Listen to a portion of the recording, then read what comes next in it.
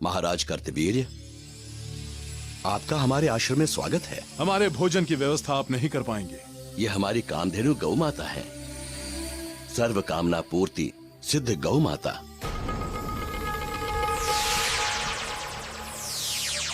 इस दिव्य और विचित्र गाय ने तो क्षण भर में ही हम सबके लिए भोजन तैयार कर दिया। ये क्या कह रहे हैं महाराज? ऐसा नहीं हो सकता। सैनिकों, देख क्या रहे हो? आगे बढ़ो और उस गाय को लेकर यहाँ आओ।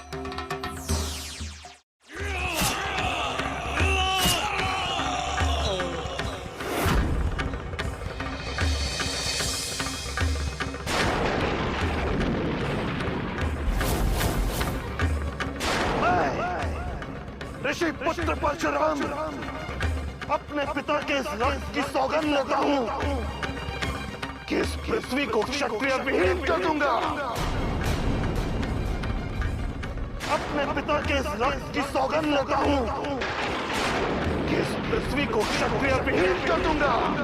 ये मेरी अखंड प्रतिज्ञा है। ये मेरी अखंड प्रतिज्ञा है।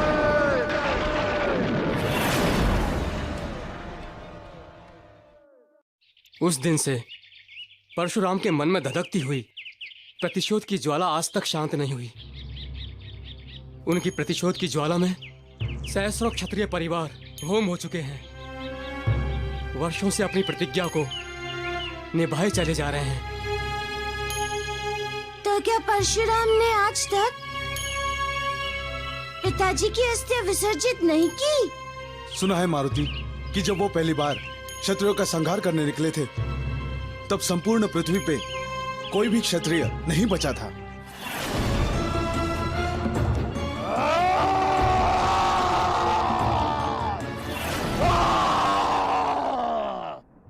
फिर उन्होंने अपना रक्त रंजित फरसा धोकर अपने पिता की अस्थियां गंगा नदी में विसर्जित कर दी।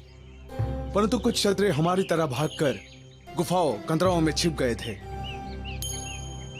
हाँ मारुति, जब परशुराम अपने क्रोध को शांत करने के लिए महेंद्र पर्वत पर तपस्या करने के लिए चले गए, तब प्रजाजनों ने अपने राज परिवारों को ढूंढकर उन्हें पुनः राजा बना दिया और इस तरह क्षत्रिय परिवारों का पुनः विकास हुआ।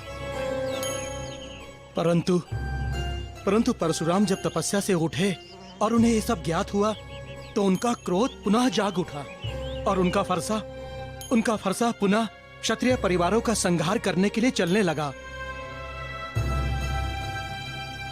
अब तक 20 बार वो क्षत्रियों का नाश कर चुके हैं और अब 21वीं बार वो पूरी धरती को क्षत्रिय विहीन करने निकले हैं।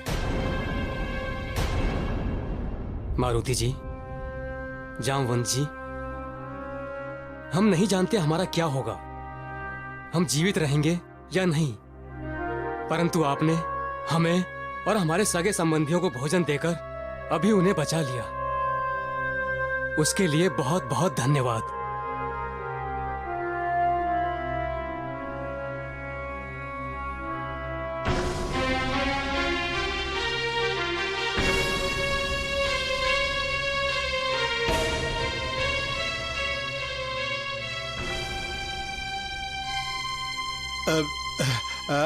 अब आप क्या सोच रहे हैं प्रभु? किसी एक राजा के किए हुए अधर्म का बदला सारी क्षत्रिय जाति से लेना, ये तो अन्याय कर रहा है परशुराम।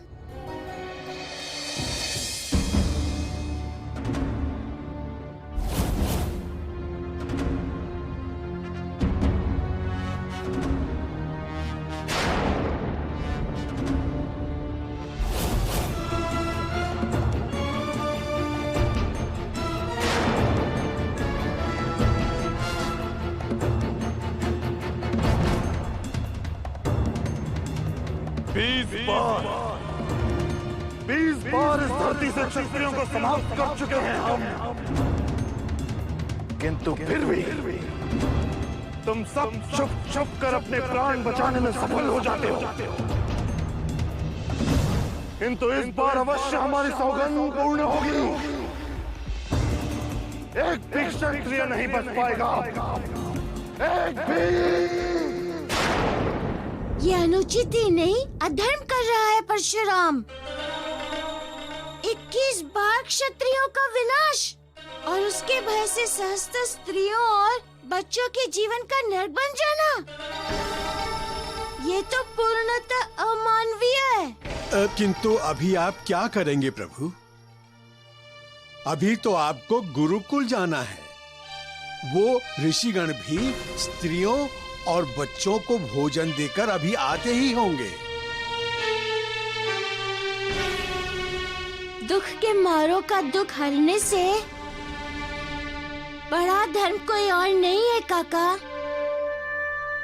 इसलिए पहले हमें ये नरसंहार रोकना होगा। प्रभु, इसके लिए तो आपको देवताओं द्वारा दी गई दिव्य शक्तियों का प्रयोग करना होगा। इसलिए इस जगत पर उपकार के लिए आपको शक्ति रूप धारण करना होगा प्रभु, और उस परशुराम को रोकना होगा। उन ऋषिगणों को मैं समझा दूंगा।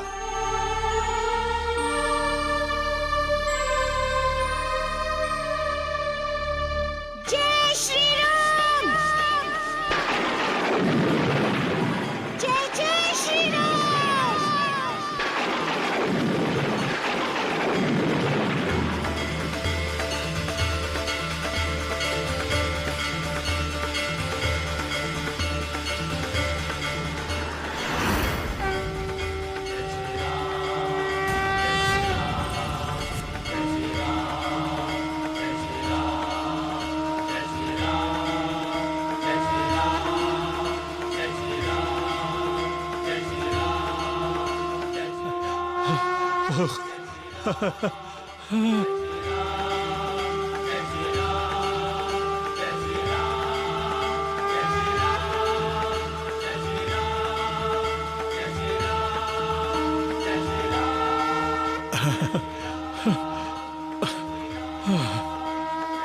जामवन जी, आप यहीं मेरी प्रतीक्षा कीजिए। मैं शीघ्र ही लौट कर आता हूँ। हाँ प्रभु, हाँ।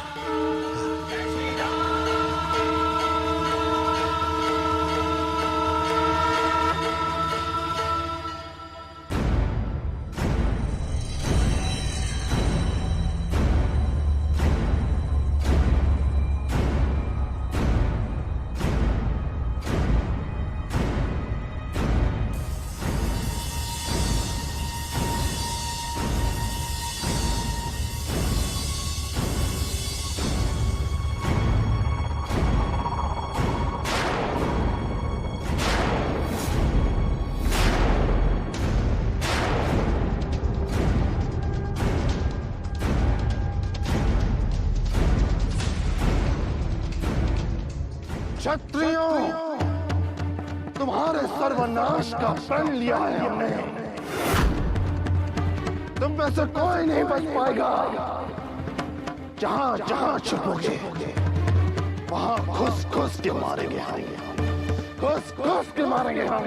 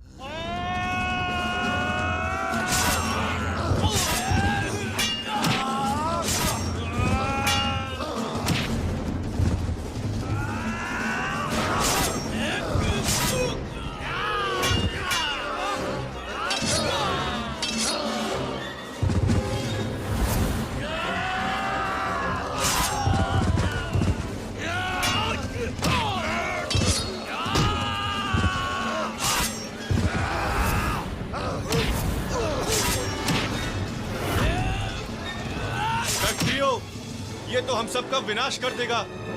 यदि हमें अपने वंश को बचाना है तो भागकर कहीं छुपना ही पड़ेगा। चलो।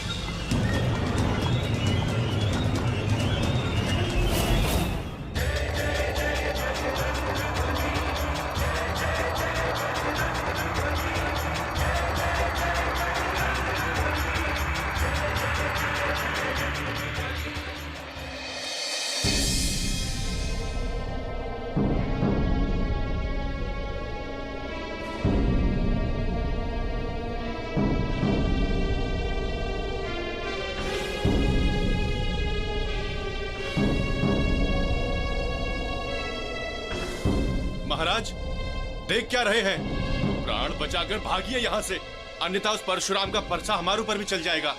भागो!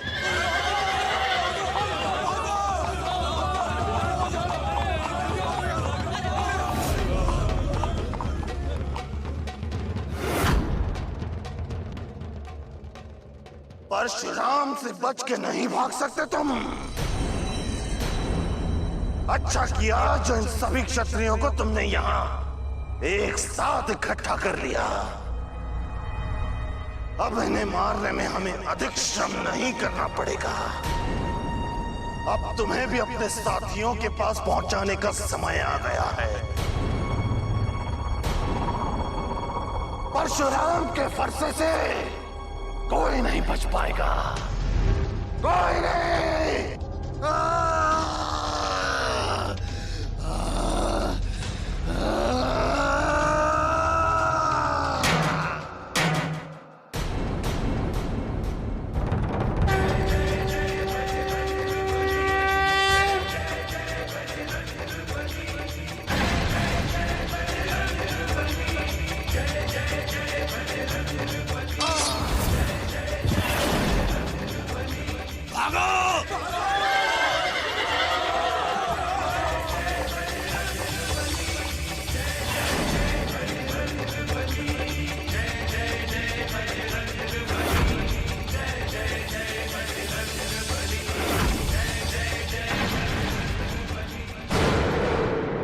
इस संसार में ऐसा कोई नहीं जो परशुराम से टकराने का साहस कर सके।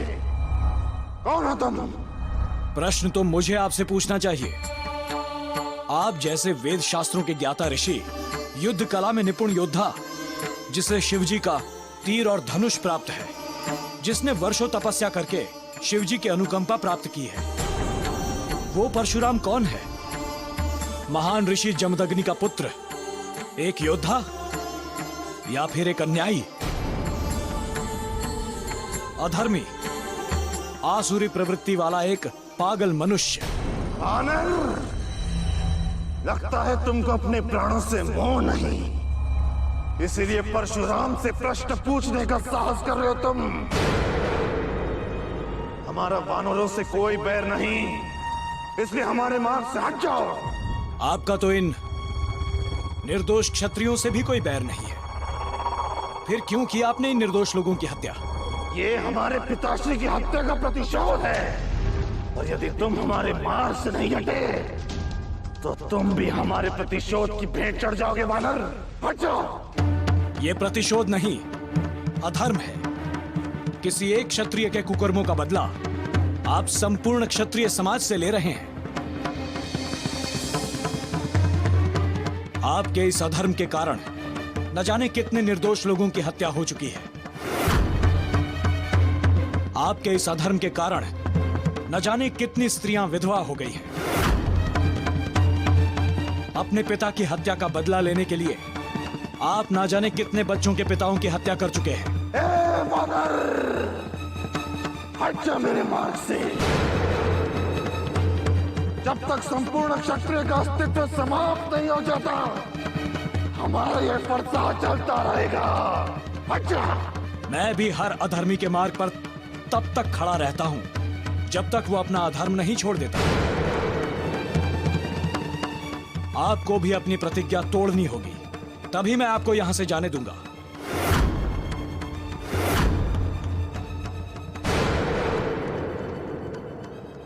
ठीक है, यदि तुझे अपने प्राणों का मोह नहीं तो मरने के लिए तैयार हो जा।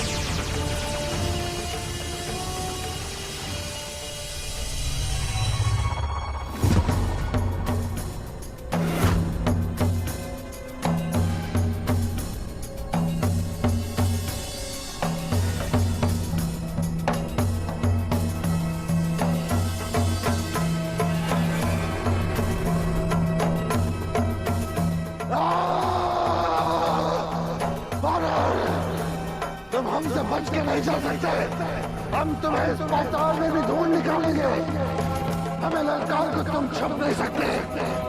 साहस है तो सामने आओ, सामने आओ।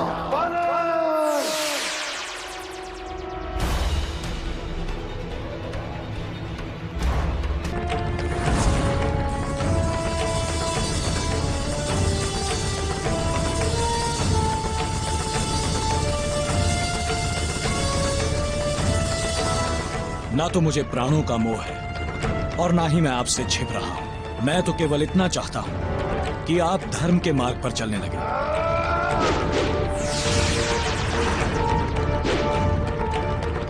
बेकार हो तो क्या?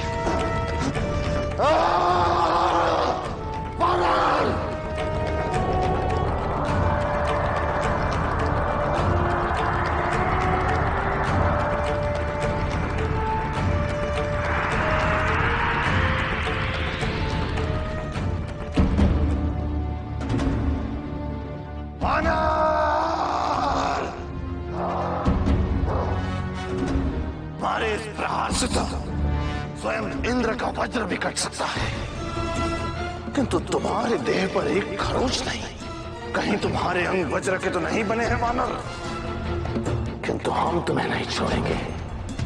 तुम्हारा अंतिम समय आ गया है।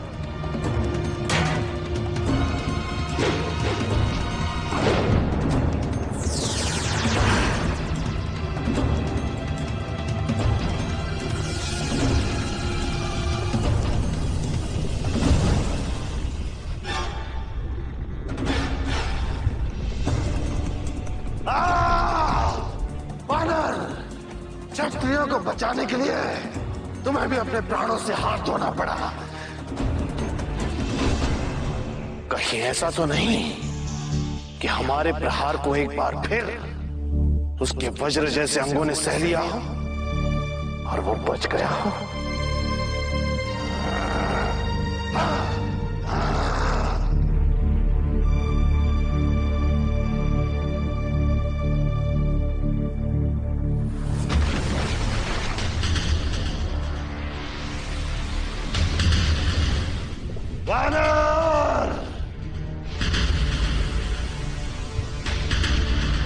हमें लगता है तुम अब भी बच गए होंगे। यदि जीवित हो तो सामने आओ।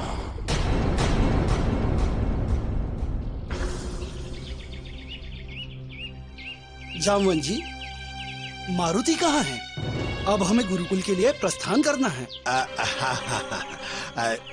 ऋषिवर, मारुति तो अभी कुछ ही समय में आ जाएगा, किंतु अभी सूर्यास्त होने को है और कुछ ही पल में रात्रि हो जाएगी। इसलिए मुझे ऐसा लगता है कि हमें रात्रि में यहीं विश्राम करना चाहिए, ताकि इस तरह से हम उन दुखियारी लोगों की और सेवा करके पुण्य प्राप्त कर लेंगे। हाँ।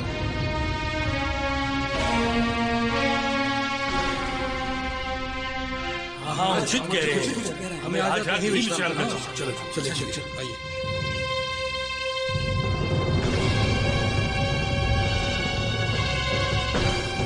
न जाने कब तक आएंगे प्रभु, परशुराम जी को समझाकर।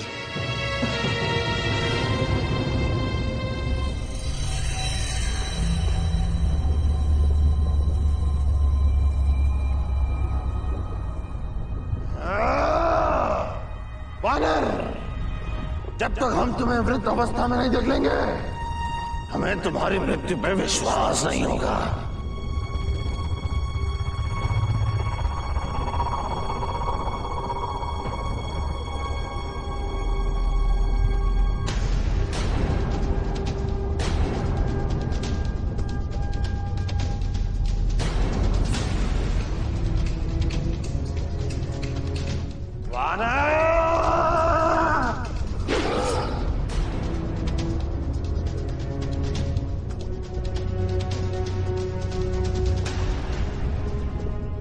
मेरे चरण पकड़कर क्षमा मांगने का समय निकल गया। दुष्ट वानर, तुझे तेरे दुष्कर्मों की क्षमा नहीं मिल सकती, नहीं मिल सकती। क्षमा तो मुझे अवश्य चाहिए वीर शिरोमणि, किंतु उन कार्यों के लिए नहीं जो मैंने अब तक किए हैं, बल्कि उस कार्य के लिए जो मैं अब करने जा रहा हूं। क्या करने जा रहा है तू वानर?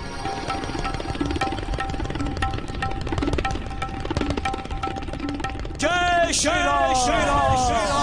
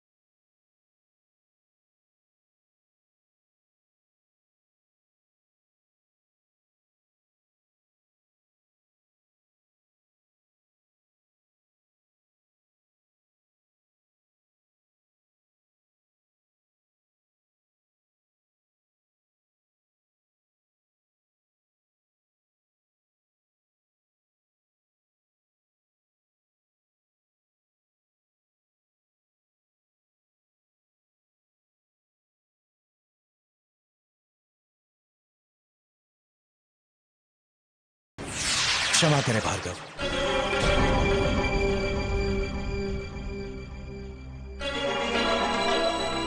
यदि आपका क्रोध शांत हो गया हो तो क्या हम पुनः पृथ्वीलोक पर चलें? ठहर जा दुष्ट वानर, तुझे अभी पाठ पढ़ाता हूं।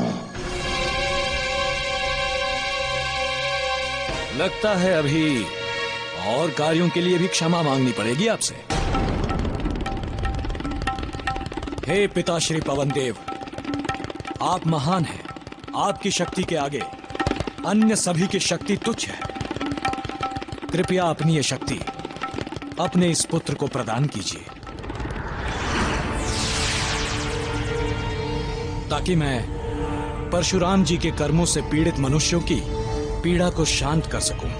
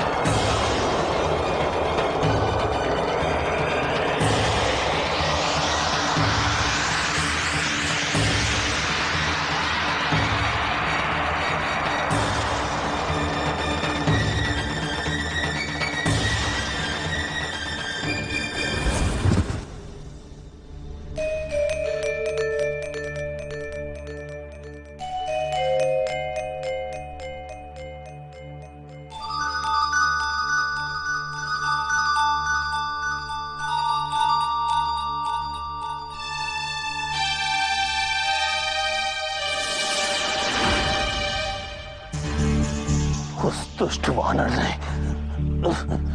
मुझे कुरुक्षेत्र पहुंचा दिया। नहीं छोड़ूंगा, नहीं छोड़ूंगा।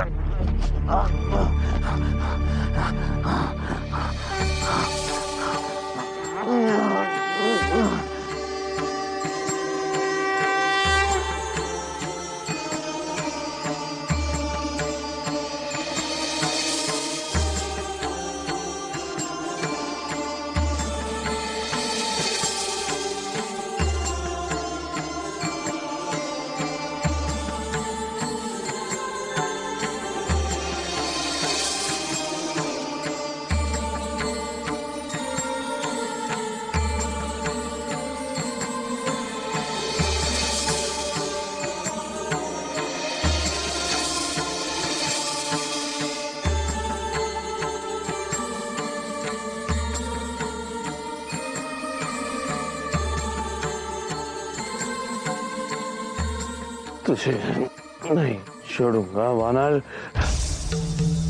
मुझसे युद्ध करके तूने बहुत बड़ी भूल, बहुत बड़ी भूल। बड़े दुख का विषय है आदरणीय कि आपका क्रोध और अहंकार अपनी चरम सीमा को भी पार कर गया है। ये दोनों अब उस स्थान पर पहुंच गए हैं जहां ये सारी ज्ञानेंद्रियों को कुंठित कर देते हैं। मनुष्य की बुद्धि, विवेक दोनों को हर लेते हैं। यहां तक कि अब तो आपको मृत्यु का भी भय नहीं रहा। और जिसे मृत्यु का भय न रह जाए उसे सही मार्ग पर लाना या सही मार्ग दिखाना लगभग असंभव हो जाता है, क्योंकि उसके साथ तो कोई भी तर्क काम नहीं करता। किंतु आप जैसे महापुरुष की ये दशा हुई कैसे?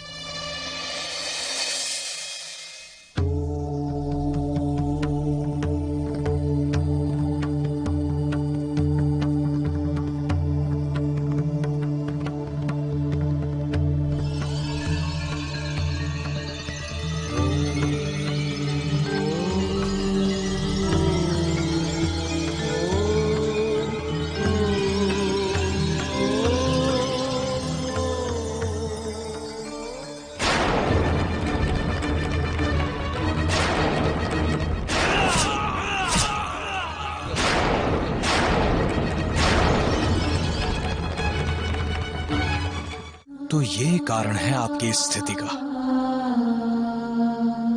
आपके पिता की मृत्यु के दुखद घटना के पश्चात आज तक आपके अश्रु नहीं बहे, और वही दुख आपके अंदर क्रोध का रूप ले चुका है।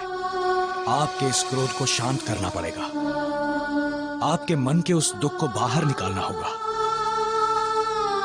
और इसके लिए मुझे पितृलोक जाना होगा। तभी आपके अंदर की मर चुकी भावनाएं जीवित हो पाएंगी।